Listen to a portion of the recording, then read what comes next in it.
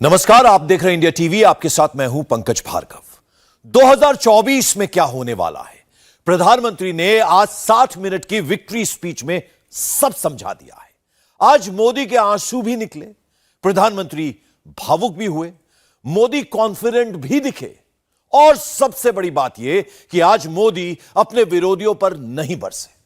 मोदी ने सिर्फ भारत की बात की, भारतवासियों के साथ बात की, देश के वैज्ञानिकों से बात की, दिल्ली वालों को एड्रेस किया। मोदी ने चंद्रयान 3 की विक्ट्री स्पीच दी, G20 के लिए रेडी रहने को कहा। यह सब कुछ चंद घंटों के भीतर हुआ और इसका असर मोदी विरोधी इकोसिस्टम पर पड़ा। ग्रीस से हिंदुस्तान लौटने के बाद मोदी का पहला स्टॉपेज बेंगलुरु था। मोदी बेसब्र थे, देश को जमीन से चांद पर पहुंचाने वाले वैज्ञानिकों से मिलने के लिए उत्सुक थे। मोदी की यह उत्सुकता इसरो में उनके 50 मिनट के भाषण में भी दिखी, और मोदी की बातें सुनकर सबसे ज्यादा बेचैनी मोदी के कट्टर सियासी दुश्मनों को हुई। मोदी ने ऐसा क्या कहा, ऐसा क्या किया कि इसरो के वैज्ञानिक कई कई मिनटों तक तालियां बजाते रहे।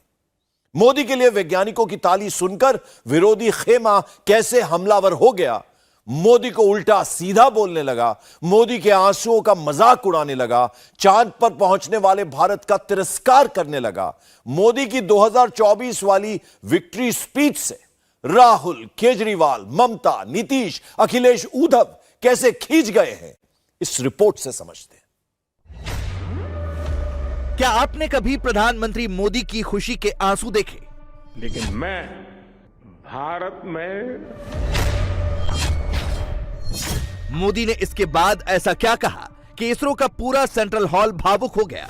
क्या आपने यह देखा कि जब मोदी के आंसू निकले तो विरोधियों ने कितने भद्दे तरीके से प्रधानमंत्री के आंसुओं का मजाक उड़ाया? मोदी नौटंकी बंद करो। मोदी ओवर एक्टिंग मत करो, ऐसे ऐसे शब्द लिखकर मोदी के आंसुओं का मजाक उड़ाया गया। यह तो होना ही था, मोदी को तो रोना ही था। प्रधानमंत्री को टॉन्ट मारने वाले ऐसे शब्द क्यों लिखे गए, किसके कहने पर लिखे गए? मोदी जब ग्रीस से सीधे इसरो में देश के वैज्ञानिकों के बीच पहुंचे तो मोदी की किस बात पर चांद को फतेह करने वाले वैज्ञानिकों ने 30 सेकंड तक नॉन स्टॉप तालियां बजाई? मोदी ने ऐसा कौन सा बड़ा ऐलान किया कि वैज्ञानिकों के चेहरे खिलखिला उठे?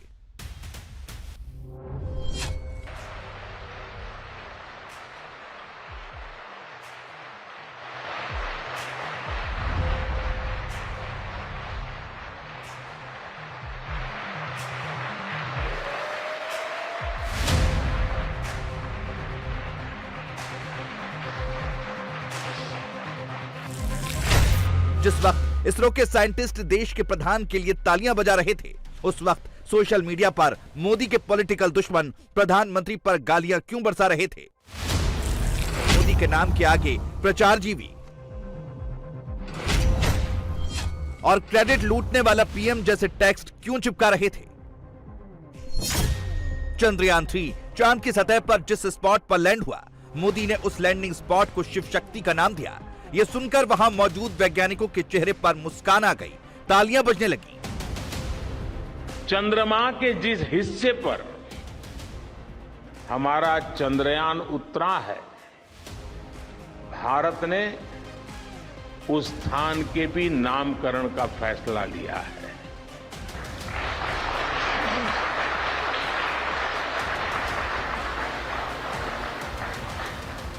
जिस स्थान पर चंद्रयान 3 का मून लैंडर उतरा है, अब उस पॉइंट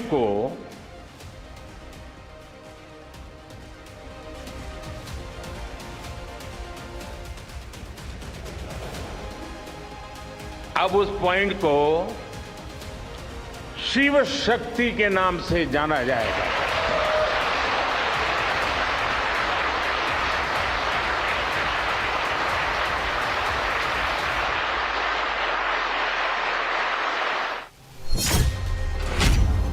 मगर फिर इसके तुरंत बाद मोदी के पॉलिटिकल दुश्मन उनके पीछे पड़ गए। विरोधी इसमें भी धर्म वाला एंगल फिट करके बैठ गए। ऐसा करने के पीछे विरोधियों की क्या मंशा है, क्या इरादा है, हम एक एक करके सारे सवालों के जवाब आपको देंगे। मगर सबसे पहले आप चंद्रयान 3 के रोवर का लेटेस्ट वीडियो देखिए। शनिवार को इसरो ने यह वीडियो जारी किया जिसमें साफ साफ दिख रहा है कि किस तरह प्रज्ञान रोवर चांद की सतह पर शिव शक्ति पॉइंट के आसपास चहलकदमी कर रहा है। यह तस्वीर हर देशवासी का सीना चौड़ा करने के लिए काफी है। मोदी इसी लम्हे को देश के उन वैज्ञानिकों के साथ जीना चाहते थे जिन्होंने इस मिशन को संभव कर दिखाया, चंद्रयान 3 को जमीन से सीधे चांद की सतह तक पहुंचाया। इसीलिए प्रधानमंत्री का विमान शनिवार को ग्रीस से सीधे बेंगलुरु में उतरा और बेंगलुरु पहुंचते ही मोदी का पहला स्टॉपेज इसरो का वो कमांड सेंटर बना जहां से हिंदुस्तान ने इतिहास रचा। और वहां पहुंचते ही सबसे पहले मोदी ने गले लगाकर इसरो के चीफ और दूसरे वैज्ञानिकों को नमन किया। प्रधानमंत्री चाहते तो सीधे गेट से अंदर घुसकर अपनी स्पीच देकर वापस लौट सकते थे, लेकिन नहीं। मोदी ने वैज्ञानिकों के सम्मान में तब तक तालियां बजाई जब तक सारे वैज्ञानिक अपनी जगह नहीं बैठ गए। देश को चांद पर पहुंचाने वालों के प्रति मोदी का यह सम्मान देखने लायक था।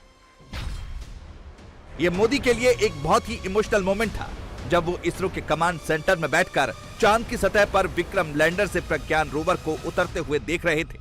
और जब मोदी ने बोलना शुरू किया तो वो इमोशन भी शब्दों के जरिए बाहर आ गए। मोदी की बेसब्री देखी जा सकती थी। आज एक अलग ही खुशी महसूस कर रहा हूं। शायद ऐसी खुशी बहुत रेयर ओकेजन होते हैं जब तन मन खुशियों से भर गया हो। और व्यक्ति के जीवन में कई बार ऐसी घटनाएं घटती हैं कि वो बेसब्री हावी हो जाती है। इस बार मेरे साथ भी ऐसा ही हुआ है। इतनी बेसब्री,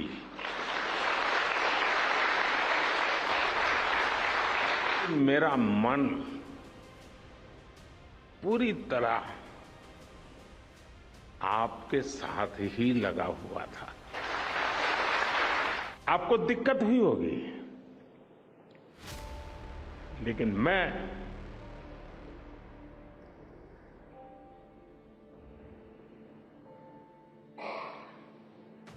भारत में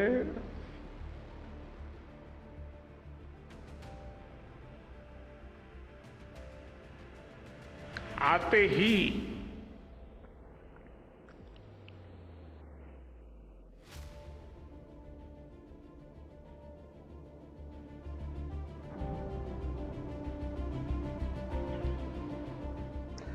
जल्द से जल्द आपके दर्शन करना चाहता था।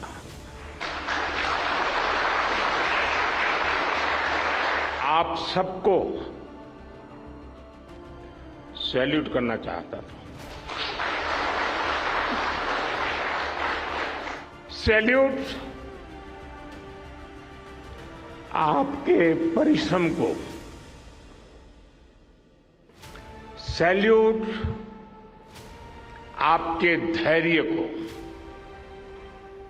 सैल्यूट आपकी लगन को,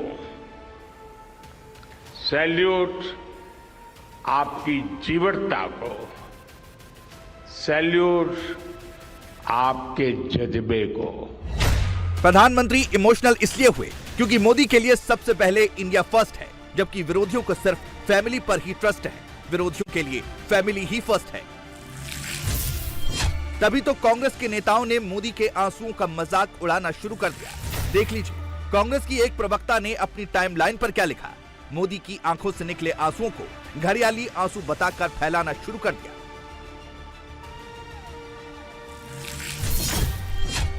कांग्रेस के दूसरे प्रवक्ता ने मोदी की भावुक बातों को नौटंकी डिक्लेयर कर दिया। रोना धोना वाला टैक्स फिट कर दिया। एक और कांग्रेसी हैंडल ने क्या लिखा आपके सामने है। दूसरे कांग्रेसी हैंडल ने मोदी के आंसुओं की असभ्य भाषा में क्या व्याख्या की, पढ़ लीजिए। प्रधानमंत्री के आंसुओं का मजाक सिर्फ कांग्रेस ने नहीं उड़ाया, आम आदमी पार्टी के सांसद ने क्या लिखा, क्या हैशटैग चलाया, वो भी नोट कर लीजिए। कांग्रेस को सपोर्ट करने वाले इकोसिस्टम ने देश के प्रधानमंत्री के लिए तू तड़ाक वाली भाषा का प्रयोग शुरू कर दिया। लेकिन मैं भारत में, और ये सब इसलिए हुआ क्योंकि मोदी देश की बात करते हैं, विरोधी परिवार में ही अटके रहते हैं। परंपरा को आगे बढ़ाया है जिसके लिए इसरो की स्थापना पंडित नेहरू ने करी थी। जो इसरो की एक परंपरा रही है, उन्होंने लगातार तिरंगे का मान बढ़ाने का काम किया है। प्रधानमंत्री मोदी जहां जाते हैं वहां पर क्रेडिट लेना चाहते हैं, ठीक है, ले क्रेडिट। मेरा अपना मानना है कि इन वैज्ञानिकों की, इन टेक्नीशियंस की, इन इंजीनियर्स की जितनी तारीफ की जाए उतनी कम होगी। मैं एक बात और थोड़ी पुरजोर तरीके से बोलना चाहती हूँ कि भारत का मान बढ़ाने का काम हमारे एजुकेशन सिस्टम, जिसकी नींव पंडित नेहरू ने रखी थी, हमारी स्पेस जर्नी, 200 साल की ब्रिटिश हुकूमत के बाद हम ये हौसला रखते थे कि सुई नहीं बनाते थे, लेकिन अंतरिक्ष में जाने का हौसला था हमारा। इन सब बातों की भी तारीफ होनी चाहिए। लेकिन जिस तरह से प्रधानमंत्री हर जगह क्रेडिट लेने की कोशिश करते हैं, वो शायद थोड़ा सा अनुचित होगा इतने बड़े काम के बाद जो हमारे साइंटिस्ट ने कर दिखाया है। कांग्रेस पार्टी और उनके प्रवक्ता कहते हैं कि मोदी चंद्रयान 3 की कामयाबी का क्रेडिट लेने पर तुले हुए हैं, लेकिन कांग्रेस की टाइमलाइन पर तो 3 दिन से सिर्फ पंडित नेहरू ही छाए हुए हैं। पूर्व पीएम इंदिरा गांधी ही छाई हुई हैं, उन्हीं के पोस्टर्स बन रहे हैं, वही वायरल हो रहे हैं।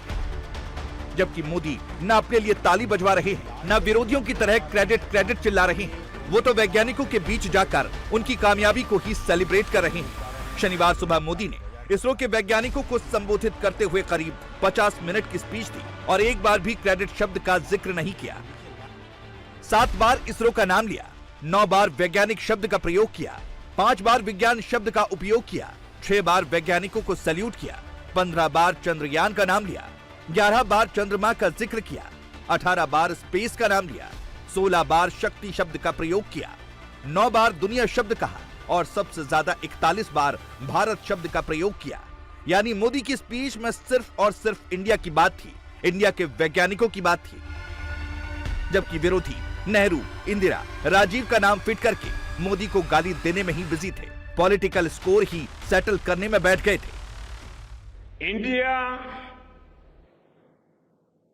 India is on the moon.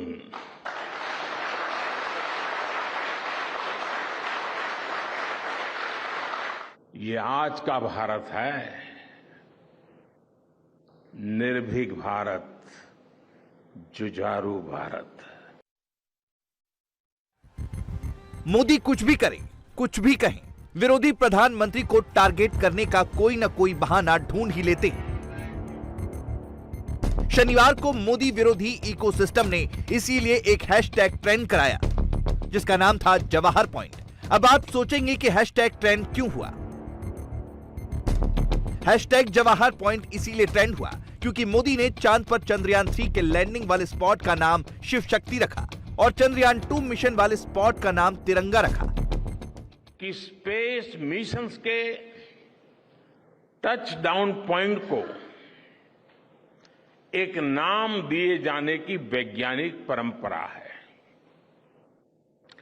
चंद्रमा के जिस हिस्से पर हमारा चंद्रयान उतरा है, भारत ने उस स्थान के भी नामकरण का फैसला लिया है।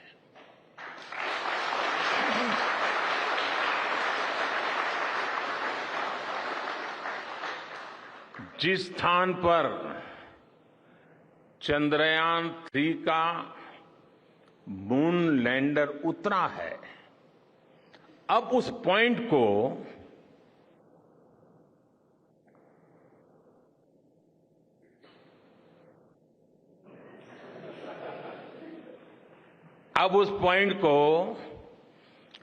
शिव शक्ति के नाम से जाना जाएगा।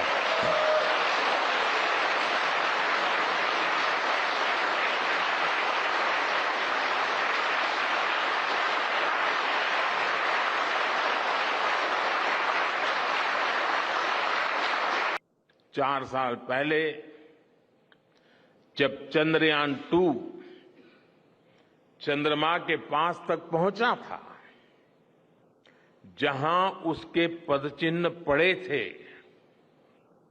तब ये प्रस्ताव था कि उस स्थान का नाम तय किया जाए। लेकिन उन परिस्थितियों में निर्णय लेने के स्थान पर हमने प्रण लिया कि जब चंद्रयान-3 सफलतापूर्वक चांद पर पहुंचेगा, तब हम दोनों पॉइंट का नाम एक साथ रखेंगे।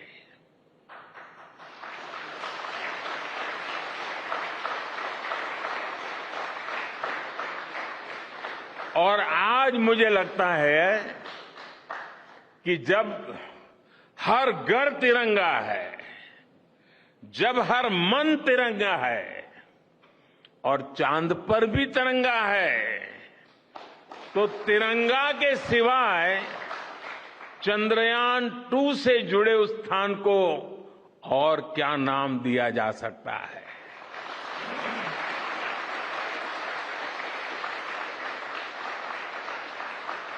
इसलिए चंद्रमा के जिस स्थान पर चंद्रयान-2 ने अपने पदचिन्ह छोड़े हैं, वो पॉइंट अब तिरंगा कहलाएगा।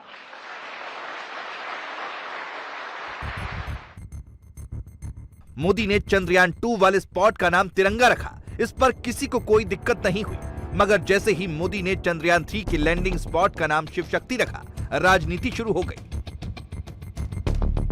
धार्मिक कार्ड खेलकर मोदी को टारगेट करने वाला गैंग एक्टिव हुआ और यह कहा जाने लगा कि शिव शक्ति नाम रखना सेक्युलर इंडिया की भावना के खिलाफ है। मोदी के पॉलिटिकल दुश्मनों ने चांद पर भी हिंदू मुसलमान वाला एंगल ढूंढकर परोस दिया। सुप्रिया श्रीनेत कैमरे पर आई तो कहा कि कांग्रेस को इस नाम से दिक्कत नहीं है, मगर कांग्रेस के ही नेता राशिद अल्वी एक स्टेप आगे बढ़कर ये कहने लगे कि मोदी चांद के मालिक थोड़े ही हैं जो अपनी सोच थोप देंगे। एक एक करके मोदी के सारे दुश्मन हमलावर हो गए। हास्यास्पद है, बीजेपी और बीजेपी के नेताओं की आदत बन गई है कि वो कभी सड़कों के नाम बदलते हैं, कभी शहरों के नाम बदलते हैं, और अब वो चांद तक पहुंच गए। क्या चांद की उस धरती के मालिक हैं प्रधानमंत्री जिसका वो नाम रख रहे हैं? कल को कोई दूसरा देश वहां पहुंचेगा, वो अपना नाम रखेगा। प्रधानमंत्री सिर्फ राजनीति कर रहे हैं, इसके अलावा कुछ नहीं कर रहे हैं। ऐसा लगता है कि इसरो प्रधानमंत्री चला रहे हैं, वो चंद्रयान प्रधानमंत्री लेकर गए हैं। इससे पता चलता है कि बीजेपी की क्या मानसिकता है। ये शक्ति जो उसका नाम रखा गया है, मैं कहता हूँ कि इसको हर चीज़ को कम्युनलाइज क्यों कर रहे हैं? इसको हिंदू मुस्लिम रंग नहीं देना चाहिए। जी हाँ, इसमें सबका हाथ है। वैसे कांग्रेस के जो नेता, जो पार्टियां आज शिव शक्ति नाम को कम्युनल बता रही हैं, उन्हें यह याद रखना चाहिए कि 2008 में यूपीए सरकार के वक्त जिस जगह चंद्रयान-1 का मून इंपैक्ट प्रोब टकराया था, उसे जवाहर पॉइंट नाम दिया गया था। और जवाहर यानी पंडित नेहरू कोई साइंटिस्ट नहीं थे। मगर जब इन्हीं राशिद अल्वी को काउंटर किया जाता है, यह पूछा जाता है कि आपने भी तो जवाहर पॉइंट नाम रखा, तो वो जवाब देते हैं कि पंडित नेहरू की तुलना किसी से नहीं की जा सकती है। कुछ समझ आया आपको? जो लोग मोदी पर क्रेडिट चोरी करने का आरोप लगा रहे हैं, दरअसल वही विरोधी क्रेडिट लूटने में माहिर हैं। यह वही इकोसिस्टम है जो 23 अगस्त को यह फैला रहा था कि मोदी को चंद्रयान-3 की लैंडिंग से दूर रखो। फैलाया गया कि मोदी को आसपास भटकने मत दो, मोदी अपशगुन है, फिर से चंद्रयान क्रैश करा देगा। ऐसे ऐसे शब्द लिखे गए और आज एक बार फिर वही इकोसिस्टम एक्टिव हुआ है। इस बार शिव शक्ति नाम को मोदी के खिलाफ टूलकिट बनाया गया है और पंडित नेहरू को ही हर चीज का क्रेडिट दिया गया है। सच्चाई है कि जो कुछ अच्छा होगा, सूरज भी निकल आया तो मेरी वजह से निकल आया। ये जो भावना भारतीय जनता पार्टी पैदा करने की कोशिश कर रही है, इस देश के लोग नहीं, दुनिया के लोग समझ रहे हैं। नेहरू जी का नाम उनके वोटों पे आने में तकलीफ होती है उन्हें। ये इसरो पंडित नेहरू जी ने बनाई। ये इसका तो जो 75 साल में क्या हुआ, तो जहां आप गए थे ना 75 साल में हुआ, 1961 में बनाई है संस्था। तो एक ध्यान में रहिए, पंडित जवाहरलाल नेहरू जी ने बनाया सब कुछ। तो वैज्ञानिक दृष्टिकोण लेकर पिछली बार प्रधानमंत्री वहां मौजूद थे, चांद्रयान नीचे गिरा। इस बार मौजूद नहीं थे, चांद्रयान उतर गया। ये भी तो एक शकुन अपशकुन की जो भी बात है वो देख लो आप क्या है। मोदी और विरोधी में यही फर्क है। विरोधी चंद्रयान 1 के इंपैक्ट स्पॉट का नाम जवाहर पॉइंट रखते हैं। मोदी चंद्रयान 2 के इंपैक्ट स्पॉट को तिरंगा का नाम देते हैं। चंद्रयान 3 के लैंडिंग स्पॉट को शिव शक्ति का नाम देते हैं। चंद्रयान 3 के लैंडर को विक्रम का नाम देते हैं, जो देश के वैज्ञानिक विक्रम साराभाई के नाम पर आधारित है। देखिए जी, अब इसका जवाब तो राहुल गांधी को देना चाहिए कि वो राशिद अल्वी के साथ है या शिव शक्ति के साथ है। ये अब राहुल गांधी को जवाब देना है। शिव शक्ति, जहां चंद्रयान उतरा वो जगह का नाम शिव शक्ति। अरे भैया, चंद्रमा तो शिव जी के माथे पे ही विराजित है। सावन का महीना है, शिव शक्ति नाम नहीं होगा तो उससे बड़ा क्या होगा। कांग्रेस क्या कह रही है इसके ऊपर मैं नहीं जाऊंगा, क्योंकि वो फ्रस्ट्रेटेड पार्टी है। उन्होंने देश के बारे में सोचना बहुत पहले बंद कर दिया। आज पूरा देश ये जानता है कि प्रधानमंत्री जी के नेतृत्व में जिस प्रकार से साइंस एंड टेक्नोलॉजी में हम प्रगति कर रहे हैं, उस दिन भी जब चंद्रयान लैंड कर रहा था, प्रधानमंत्री जी स्वयं दक्षिण अफ्रीका में बैठकर उसकी मिनट टू मिनट जानकारी ले रहे थे और प्रत्यक्ष उसको देख रहे थे। और अगर हमारे वैज्ञानिकों ने अच्छा काम किया है तो उनका उत्साहवर्धन करने के लिए, उनको बधाई देने के लिए प्रधानमंत्री नहीं जाएंगे तो और कौन जाएगा। तो मुझे ऐसा लगता है कि इतनी ओछी राजनीति पर आज विपक्ष उतरा है कि जहां देश सफल होता है वो सफलता भी उनसे देखी नहीं जाती। इससे बुरी विपक्ष की परिस्थिति हमने आज तक हमारी जिंदगी में नहीं देखी। कांग्रेस अपने देश को भी भूल गई है, देशाभिमान भी भूल गई है। उनको मोदी द्वेष ने इतना ये कर दिया है कि वो सब चीजें भूल गए हैं। अपने देश को भूल गए, आप अपने देश का अभिमान भूल गए। तो आपको ये मुबारक हो, मोदी साहब को देश के लिए काम करेंगे और देश का झंडा हमेशा ऊपर ही रखेंगे। तो जो चाहे बोलने दीजिए, हम लोग काम करते रहेंगे। मोदी साहब देश के लिए काम करते रहेंगे और देश का नाम बहुत ऊंचा करते रहेंगे। और पूरे देशवासियों को अपने पीएम पे गर्व है, अपने वैज्ञानिकों पे गर्व है और हम लोग हमेशा हिंदुस्तान के बारे में ही सोचेंगे, भारत माता की जय ही बोलेंगे। वैसे शनिवार को मोदी को गाली कब देना है, कैसे देना है, इसकी पटकथा तो शुक्रवार रात 9:15 बजे ही लिखती गई थी, जब कांग्रेस ने यह फैलाना शुरू कर दिया था कि मोदी इसरो इसलिए जाना चाहते हैं क्योंकि कर्नाटक के सीएम और डिप्टी सीएम वहां पहले पहुंच गए। दोनों तस्वीरें जयराम रमेश ने ट्वीट की थी और अपने ट्वीट में मोदी पर यह आरोप लगा दिया था कि कर्नाटक के सीएम और डिप्टी सीएम इसरो के वैज्ञानिकों से पहले क्या मिले। मोदी नाराज हो गए और प्रोटोकॉल का पालन न करते हुए शनिवार सुबह सिद्धारमैया को एयरपोर्ट आने से ही मना कर दिया, जबकि सच्चाई कुछ और ही थी। मोदी ने एयरपोर्ट न आने की अपील इसलिए की थी ताकि कांग्रेस शासित कर्नाटक के सीएम और डिप्टी सीएम को सुबह सुबह कोई तकलीफ ना हो। आप सुबह सुबह इतना जल्दी आए, मेरा तो मैं अपने आप को रोक नहीं पा रहा था, क्योंकि मैं यहां से दूर विदेश में था। तो मैंने तय किया कि भारत जाऊंगा तो पहले बेंगलुरु जाऊंगा।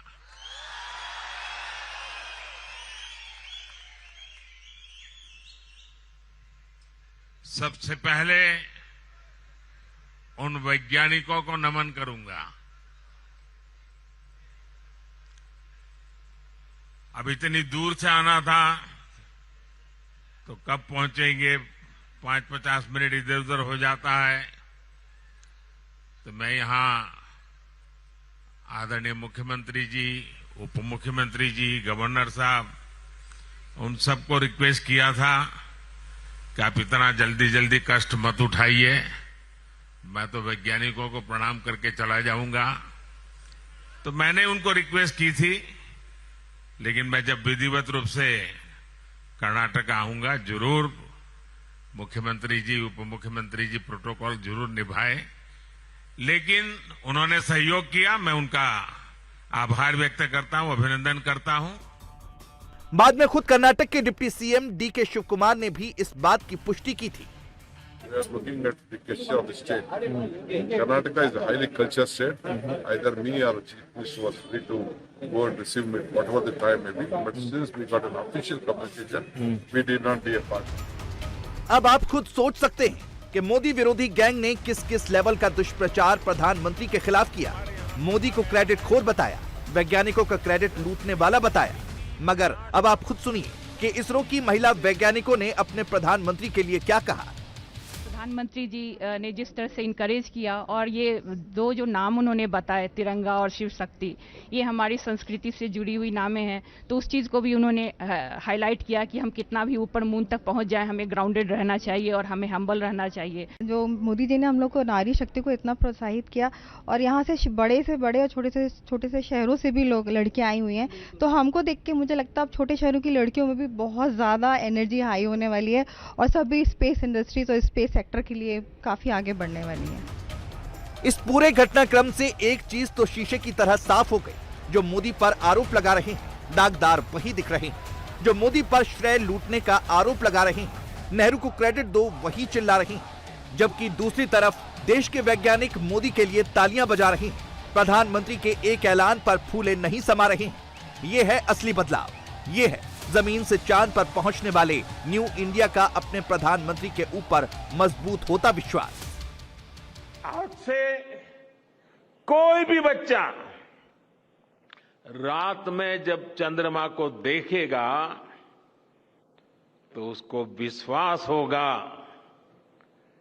कि जिस हौसले से मेरा देश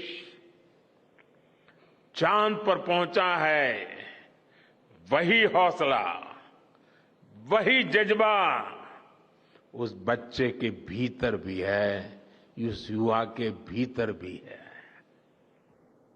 आज आपने भारत के बच्चों में आकांक्षाओं के जो बीज बोए हैं, कल वो वट वृक्ष बनेंगे और विकसित भारत की नींव बनेंगे।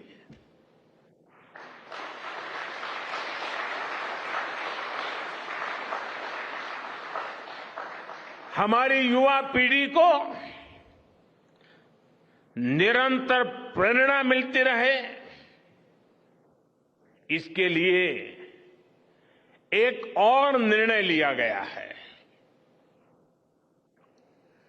23 अगस्त को जब भारत ने चंद्रमा पर तिरंगा फहराया, उस दिन को अब हिंदुस्तान नेशनल स्पेस डे के रूप में मनाया जाएगा।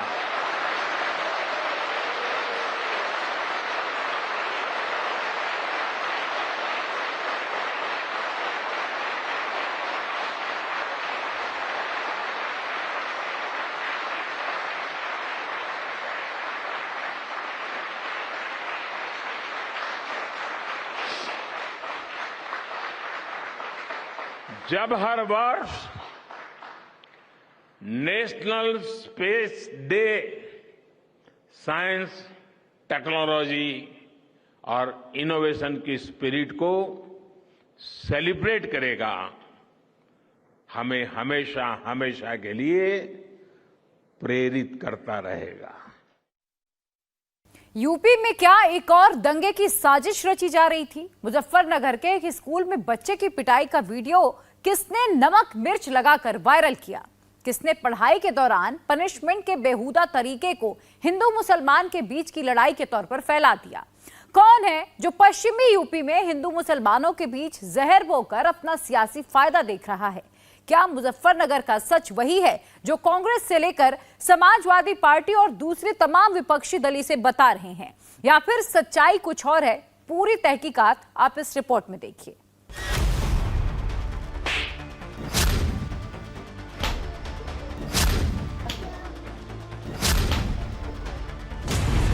बच्चा भूला 5 का पहाड़ा।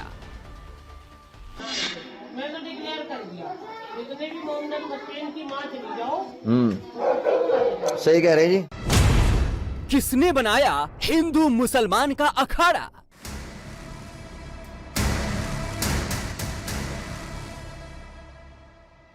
स्कूल में बच्चे की पिटाई का यह वायरल वीडियो पश्चिमी उत्तर प्रदेश के मुजफ्फरनगर के खुब्बापुर गांव का है। वीडियो में 7 साल के मुस्लिम बच्चे को उसके क्लास में ही पढ़ने वाले लड़के लड़की कभी गाल पर चाटा मार रहे हैं तो कभी कमर पर पीट रहे हैं। ये सब कुछ महिला टीचर के कहने पर हो रहा है।